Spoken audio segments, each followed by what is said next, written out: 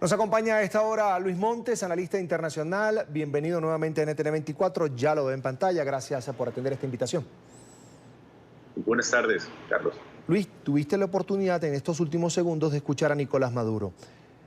El éxodo venezolano es una fabricación mediática para justificar una intervención militar en Venezuela. Ese es el argumento de Nicolás Maduro o la respuesta de Nicolás Maduro ante la angustia, diría yo, de los gobiernos de la región que de alguna manera se están viendo afectados por ese éxodo venezolano, esos venezolanos que escapan de la miseria, que buscan comida, que buscan medicina.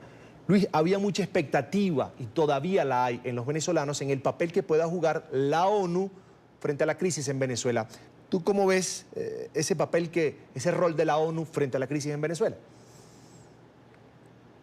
Bueno, me parece que esto es precisamente en las instancias donde estos organismos multilaterales deben funcionar. Es precisamente en este tipo de situaciones donde tanto la ONU como la OEA deben tomar cartas en el asunto y justificar su existencia. Hay un claro impacto en los países vecinos de Venezuela por el alto número de refugiados, a tal punto que es la peor crisis, de acuerdo al Washington Post, es la peor crisis migratoria que se ha vivido en el hemisferio en el último siglo. Y esos números solo pueden incrementar a medida que la situación empeora en Venezuela. Si bien hemos visto medidas sensatas por parte de 5 mandatarios suramericanos con respecto a la búsqueda de una solución diplomática y una retórica bastante mesurada, usando canales diplomáticos y la misma Corte Internacional de Justicia para poder solventar el problema, eso lastimosamente no ha sido el mismo caso con el presidente Trump, quien ha hecho uso de su púlpito presidencial para mandar mensajes equivocados a la región y crear más incertidumbre. Luis, yo quería tu opinión también sobre estas palabras del presidente de Colombia.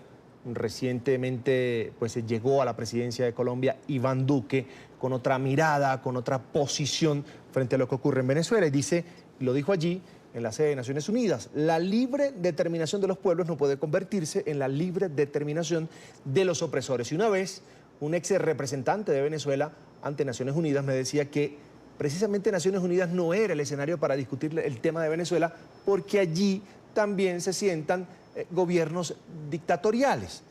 Y precisamente esos 5 gobiernos de la región de los que usted hablaba han calificado al gobierno de Nicolás Maduro como una dictadura. Es decir, eso pareciera ser, esto que dice el presidente Duque, la excusa perfecta, legal además, que está en tratados internacionales para que el gobierno de Venezuela pueda hacer lo que le da la gana. Está pasando también en Nicaragua. Definitivo, pero no obstante, creo que las palabras del presidente Duque y más que todo las medidas que han tomado, lideradas por el presidente Duque, han hecho incluso hasta alianzas con el primer ministro canadiense Justin Trudeau para poder buscar canales diplomáticos. Creo que eso es lo que precisamente el rol de un estadista y verdad que es verdaderamente que aplaudir ese esfuerzo de tratar de evitar o tratar de llegar hasta el máximo, hasta el último punto antes de empezar a hablar de campañas militares o campañas intervencionistas dentro de Venezuela. Creo que eso solo agudizaría la situación.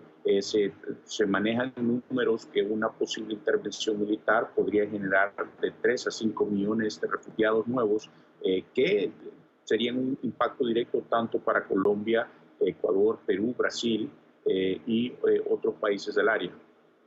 Luis, hay otra intervención que no es la militar, que es la que claman los venezolanos, una intervención humanitaria, que vaya gente con medicinas, que vayan médicos, que vayan ingenieros, que vayan educadores, en fin, que Venezuela, el pueblo venezolano, el que sufre, pueda atender una atención multifacética. Ahora, ¿eso lo puede hacer la ONU? ¿Lo puede organizar la ONU también?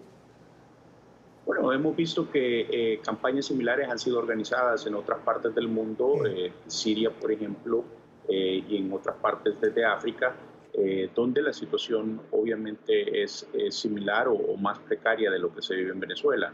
El general Mattis, el actual secretario de Defensa de Estados Unidos, dijo esta semana que ellos están enviando un barco hospital para atender las necesidades de los venezolanos, ¿verdad? Las que puedan atender dentro de este barco, y que eso es precisamente el tipo del tipo de medida que se debería estar hablando en estos momentos. Si bien todos reconocen que todas las medidas deben de estar sobre la mesa, pero no hay que ponderar la acción militar sobre las acciones diplomáticas o las acciones humanitarias por el momento.